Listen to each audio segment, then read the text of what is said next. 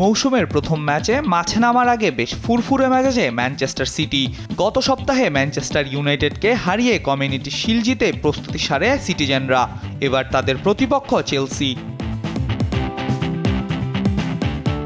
গত মৌসুমে আর্সেনালের সঙ্গে শেষ ম্যাচ পর্যন্ত হাড্ডাহাড্ডি লড়াই করে প্রিমিয়ার লিগ শিরোপা ঘরে তোলে সিটি। চেলসির মতো বড় দলের বিপক্ষে ম্যাচ দিয়ে নতুন মৌসুম শুরু করতে যাচ্ছে তারা। তবে প্রতিপক্ষের চেয়ে শক্তিমত্তায় এগিয়ে থাকায় জয় দিয়েই শিরোপা ধরে রাখার মিশন শুরু করতে চাইবে গার্দিওলার শিষ্যরা।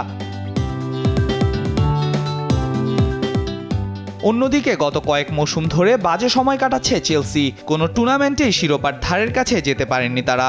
গত মৌসুমেও টেবিলের 6 থেকে প্রিমিয়ার লিগ শেষ করে দ্য ব্লুজ। এবার প্রথম ম্যাচেই তাদের পড়তে হচ্ছে কঠিন পরীক্ষায়। শক্তিশালী ম্যান সিটিকে হারিয়ে মৌসুম শুরু করতে হলে নিজেদের সবটুকু উজাড় করে দিতে হবে চেলসিকে।